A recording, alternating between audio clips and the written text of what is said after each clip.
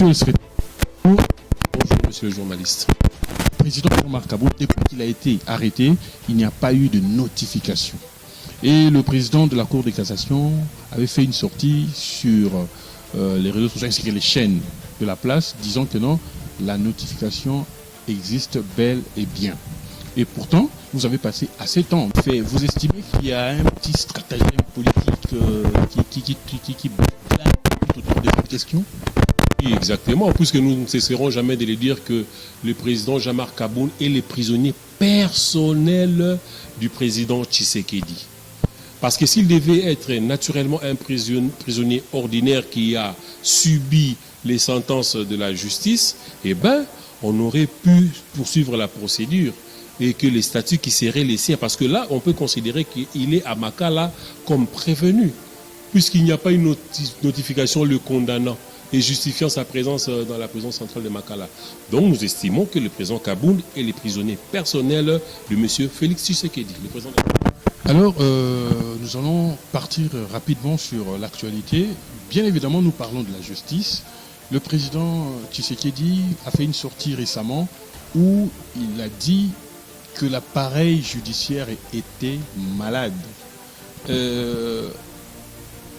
Vous, lorsque vous avez appris cela, comment avez-vous vu cela? Est-ce qu'il a le droit, lui, de le dire ou d'autres personnes devraient le dire? Non. Il avait le droit de le dire parce que c'est lui le magistrat suprême. Et lorsque nous avons appris ça... Attention, c'est vrai, c'est lui le magistrat suprême, mais il a quand même le pouvoir d'arranger les choses, n'est-ce pas? Tout à fait, parce que c'est lui qui nomme ses magistrats, c'est lui aussi qui a le pouvoir de les démettre. Il ne devait pas passer devant les médias pour s'en plaindre, parce que c'est le fruit du travail que lui a produit. Parce que lorsque vous, en tant que responsable, vous avez écho que bon, il y a interaction entre les politiques et les judiciaires, parce qu'il faut d'abord souligner aussi que les compétences sont d'attribution. Et que lorsque la justice congolaise est inféodée par les politiques et qu'ils agissent sur certaines instructions, et que lui, le chef de l'État, ayant pris connaissance ou connaissant cette réalité-là, il ne devait pas se plaindre, dont la responsabilité est les siens. Donc c'était à lui plutôt de revoir les décisions ou les personnes qu'il nomme à ses fonctions, puisque la justice est exécutée en son nom. Et c'était pour nous vraiment un scandale d'apprendre que bon, la justice congolaise était malade. Mais ça ne nous étonnerait pas parce que déjà, avec voir de la manière dont nous, politiciens, nous sommes traités au niveau des instances judiciaires, on comprendra vraiment que la justice au Congo, ça n'existe pas. Elle n'existe pas.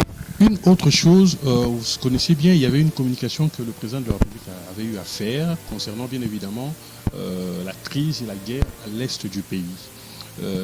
Pendant la campagne, le président avait fait une promesse selon laquelle il réunira les deux chambres pour déclarer la guerre au Rwanda, à Kagame. Et récemment, dans sa sortie, il s'est dédié. Quand vous avez fait ça, quelle a été votre réaction? Bon, notre réaction, c'était de constater que le président Tshisekedi avait encore manqué une occasion de faire une bonne sortie médiatique, lorsque lui-même déjà, en tenant ces discours-là, on avait déjà compris que ce n'était qu'un discours populiste et propagandiste pendant la période électorale, et que buter à cette réalité-là, parce que le message fort que lui avait lancé, parce que lorsqu'un chef dit quelque chose, la population le prend au sérieux. Et aussi, nos adversaires avaient compris que, bon, on devait quand même savoir si réellement M. Tshisekedi était prêt à faire face à cette situation qui prévoit à l'Est. Et vous avez appris que quelques jours seulement après, paf, il y a eu plusieurs escarmouches, parce que lui, on entendait seulement une seule, même la moindre, d'ailleurs, c'est ce qu'il avait dit, avec tous les sérieux du monde. Mais lorsqu'il y a eu ces incursions ou ces attaques encore venant des groupes armés appuyés par le Rwanda, eh bien, il y a eu silence radio du gouvernement congolais, et que le président aujourd'hui nous dise que lui n'est pas un vent-à-guerre, il s'est rétracté et tout ça là. Est-ce que lorsqu'il le disait, n'avait-il pas pensé que les parlements et les gouvernements, c'était des gouvernements sortants, plutôt le Parlement et le Sénat sortants? Donc cela veut dire que ce n'était que du pur populisme qui a encore une fois de plus rattrapé les chefs de l'État, qui dans ses habitudes de vouloir promettre pour mettre la classe ou la population à l'aise, eh ben, il avait encore manqué une occasion de dire des choses un peu de manière la plus concrète. Alors, aujourd'hui, toujours nous apprenons à travers lui, à travers certaines voix, que le président serait prêt à négocier ou renégocier. Négocier avec le Rwanda. Oui, avec bien vu. Est-ce que cette manière de dire quelque chose, après de dire son contraire, ne fragilise pas le pays ou ne décrédibilise pas notre gouvernement? Ça décrédibilise exactement le gouvernement et les interlocuteurs en face ne nous prendront pas au sérieux. Et d'ailleurs, cette approche-là n'est pas la bonne. Le problème se trouve d'abord dans la maison. Je n'aimerais pas paraphraser le président Jean-Marc Kaboun lors de son point de presse du 18 juillet 2022, lorsqu'il parlait de la théorie de l'éléphant dans la maison. Donc, on devait d'abord régler les problèmes en interne. Comment voulez-vous aller régler les problèmes auprès des personnes qui manipuleraient les personnes dont vous êtes censé mettre dans de bonnes conditions? Ça, ce n'est pas une bonne approche. Le problème du Congo, c'est de réorganiser l'armée, la structurer, l'équiper et mettre les moyens conséquents pour que nos frontières puissent vivre une sécurité définitive. Mais lorsque déjà le président Tshisekedi dit publiquement qu'il devait négocier directement avec le Rwanda, mais la question qu'on doit se poser, mais en contrepartie, qu'est-ce que nous aurons à offrir au Rwanda? Puisque déjà il y a eu des négociations et des accords qu'il a eu à tenir avec le Rwanda sur les mines des Sakima, Rwandais et tout ce qui s'en suivait. Donc cela veut dire qu'il y a toujours une contrepartie que le Rwanda attendra de nous. Or avec le Rwanda, on doit négocier en position de force. Mais lorsque nous irons déjà négocier en position de faiblesse pour seulement créer un climat de paix, mais moi je pense que cette paix-là ne sera jamais durable. Elle sera précaire. Est-ce que l'option de la guerre est une bonne option? C'est une bonne option dans la mesure où vous connaissez bien le modus operandi de l'adversaire. Chose qui est un peu difficile à prouver pour la République démocratique du Congo. Dans le passé le plus récent, nous avons appris qu'il y avait des opérations pomme orange et tout ce que vous savez qui a conduit d'ailleurs à la mort de nos vaillants héros, le colonel Mamadou Ndala, et que le gouvernement actuel, il devait se référer à ces gens-là. Le général Etumba, il est encore en vie. C'est lui qui avait conduit les opérations. Il faut toujours avoir des personnes ressources qui peuvent bien vous orienter dans une situation donnée. Mais le gouvernement actuel, pour des raisons populistes, il s'évertue toujours à nous promettre une paix. Et d'ailleurs, ils ont même pris une mesure mettant cette province-là sous état d'urgence plutôt. Mais qu'est-ce que ça a produit? Le vrai problème, c'est lié à la responsabilité dans la manière de gérer la question sécuritaire de la République démocratique. Non seulement sécuritaire. Bon, sécuritaire, on peut aussi les coupler avec les renseignements. Parce que déjà, pour que la sécurité puisse être efficace, on doit aussi avoir les services de sécurité efficaces. Donc, dans l'armée et du côté civil, donc la NER et le DEMIAC. Mais on constate qu'apparemment les choses ne sont pas faites dans un rythme ou à un niveau assez considérable permettant à ce que les choses puissent être changées.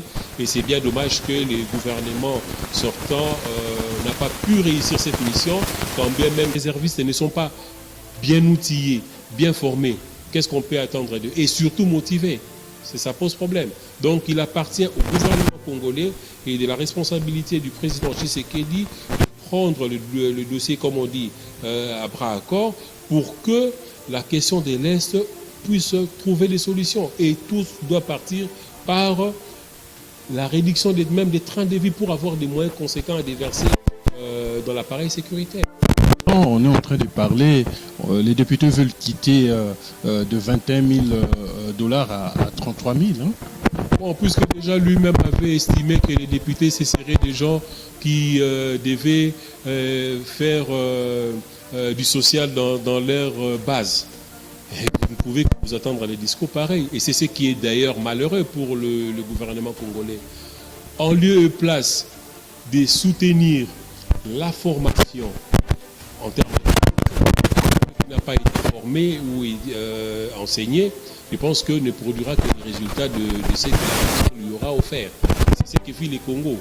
Mais vous voulez augmenter les émoluments des députés. Pour quels résultats?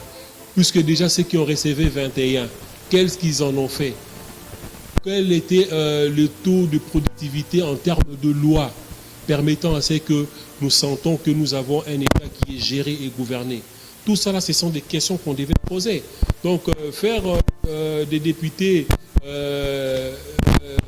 appartenant dans une structure budgétivement, moi, je pense que ce n'est pas une bonne approche qui permettra à ce que, puisqu'ils sont au pouvoir, de conserver le pouvoir encore le plus longtemps possible. Moi aussi, ça devait être les personnes déjà que nous avons vu prester.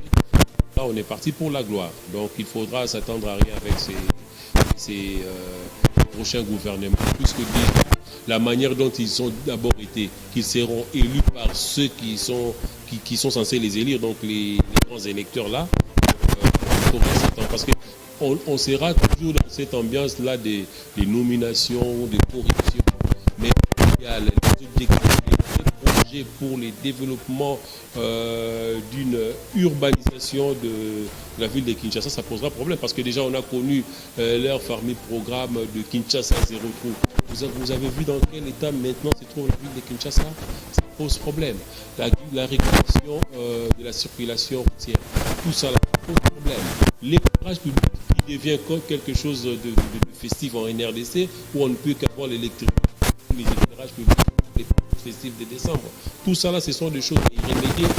Comment y remédier pendant que les personnes censées prendre ces responsabilités ne les font pas selon les attentes de la population? C'est cela veut dire qu'il y a un leadership faible au sommet de l'État qui ne donne pas l'impulsion pour que le choses aillent, parce que déjà lui-même reconnaît que la justice était malade, que ça pose problème. Donc ça devait aussi passer par la révision de la le président Jean-Marc Kabila. Lorsque vous estimez que la justice était malade, qu'il y ait un grand fils de ce pays, un grand politique, en l'occurrence le président Kabound, qui puisse passer ou qui puisse subir une décision à déroger à toutes les règles de droit, alors c'est à lui, le président de la République, qui incombe la responsabilité de corriger si les décisions sont exécutées en son nom. Et parlant de deuxième année commémorant, je pense qu'il y aura un certain nombre d'activités et des manifestations qui seront faites. Encore voir cette fameuse notification dont nous parlions pour nous permettre de pousser des voies de recours, s'il faut que je dise ainsi, qui dans ces dossiers, c'est qu'une seule vision, si possible. Alors nous allons toujours nous politique, il y aura aussi des activités qui seront probablement prises pour ce dossier-là puisse en fait parce que le président Jean-Marc Kabound n'a pas de raison d'être parce que tout ce qu'il a dénoncé des faits qu'on lui a reprochés, ça s'est avéré que ce n'est pas des allégations mensongères et que tout ce qu'il a dit, ça s'est réalisé et ça continue encore de se réaliser. Monsieur le secrétaire général, je vous remercie.